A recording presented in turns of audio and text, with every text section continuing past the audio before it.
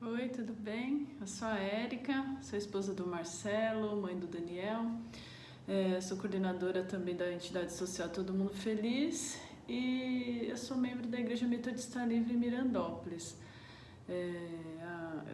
Sou amiga da Amanda, a gente se conheceu nessa igreja, né, que eu congrego, e hoje ela tá na SAVE, né, e para o encontro de mulheres ela me convidou para trazer uma palavra falando um pouquinho sobre fé, né? E eu pensei e no fim eu acabei escolhendo falar sobre uma mulher que acho que é exemplo para todas nós, né? Que é a Maria, né? Que é a mãe de Jesus.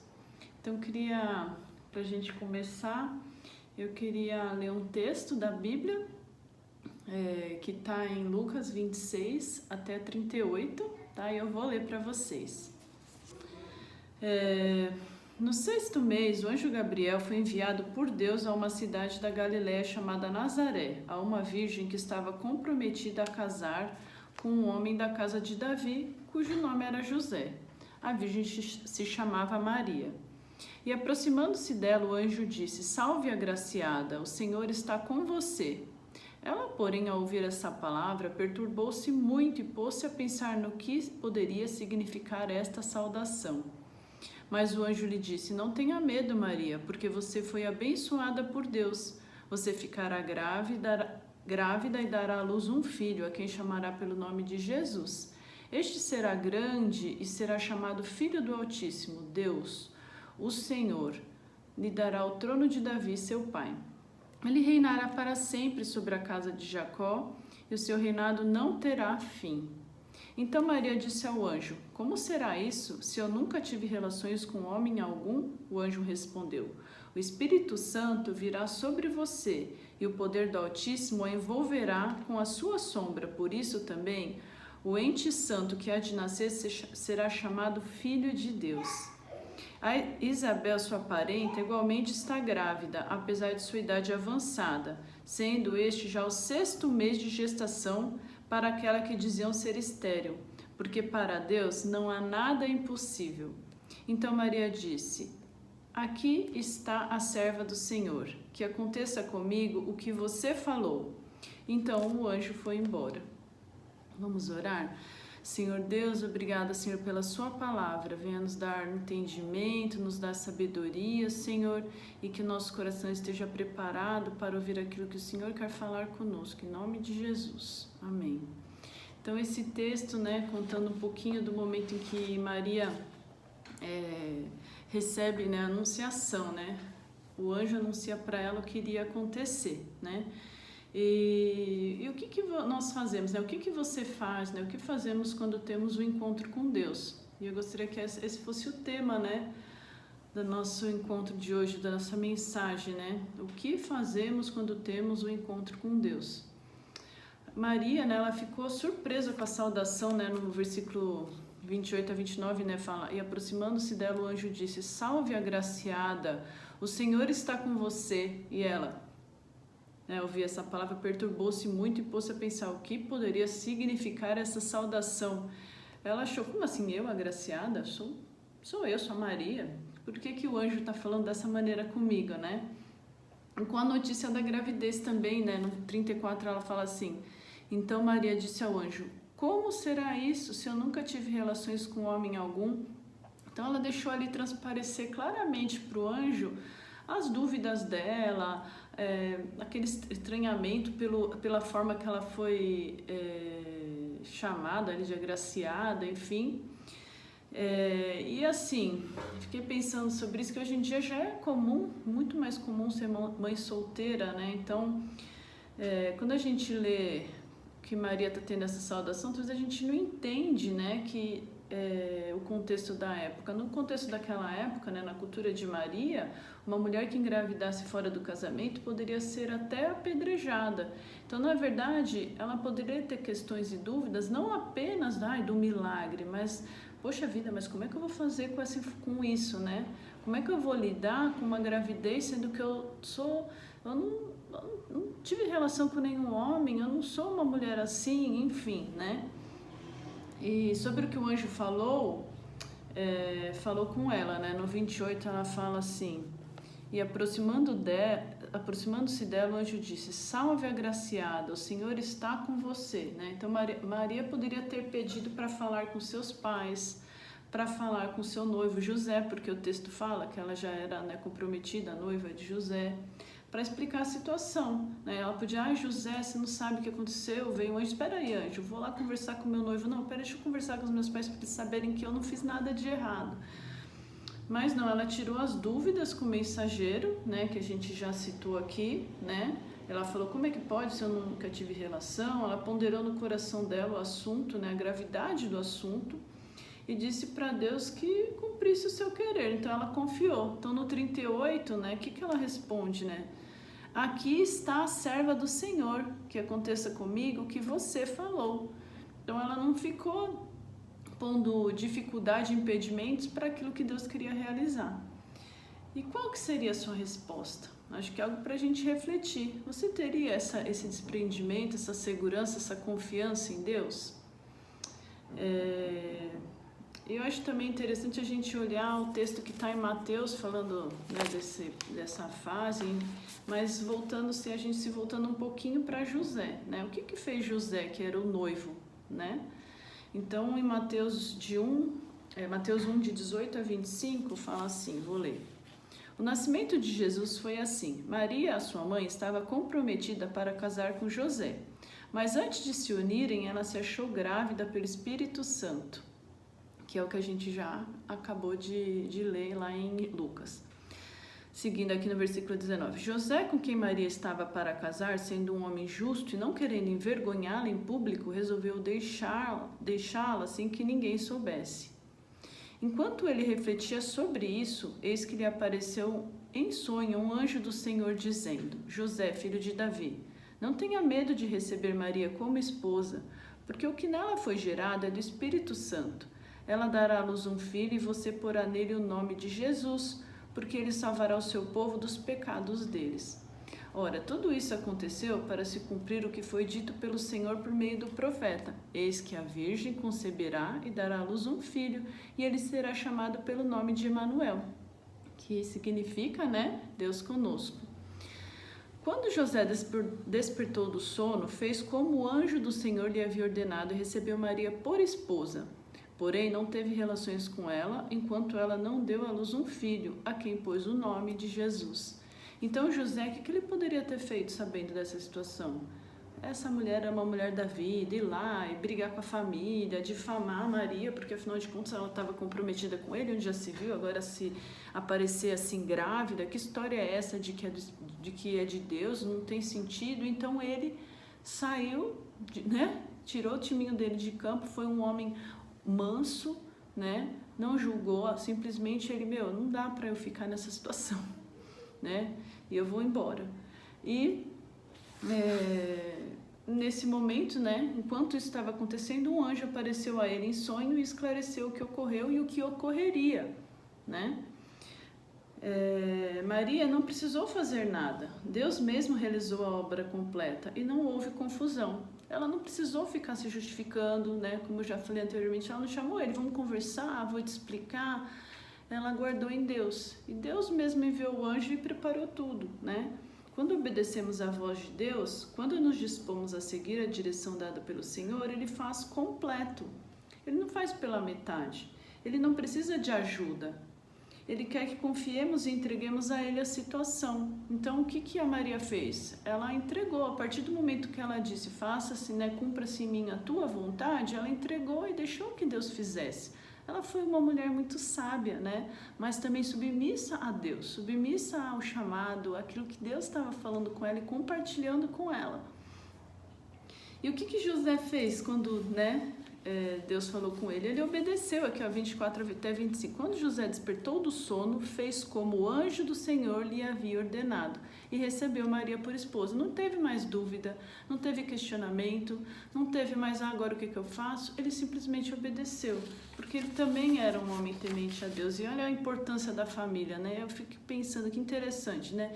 Deus já era o pai de Jesus, para que precisava de José, né? Mas ele preparou um pai para assumir, para ser um pai de coração, um pai adotivo de Jesus. Para quê? para ser essa referência, para cuidar dessa criança. Porque para Deus tem uma importância muito grande a família, né? Isso faz parte do desenvolvimento, do caráter, da formação da criança. E por isso Deus preparou um pai aqui para Jesus também. Embora ele fosse o pai, né? Ele fosse o gerador daquela criança, quem estava gerando pelo Espírito Santo, ele enviou o pai dele que ele precisava para a sua vida, que foi José. Né? E a Maria, ela soube receber, e a gente não vê em nenhum momento ela tratando José como se ele não fosse o pai de Jesus. Eles são os pais de Jesus, né? Eles assumiram essa criança. E eu também queria compartilhar com vocês, né, que de tudo isso que a gente está falando, como que a gente responde ao chamado de Deus, né? Como é que a gente responde, né, quando a gente tem um encontro com Deus, quando Deus fala com a gente sobre algo, né?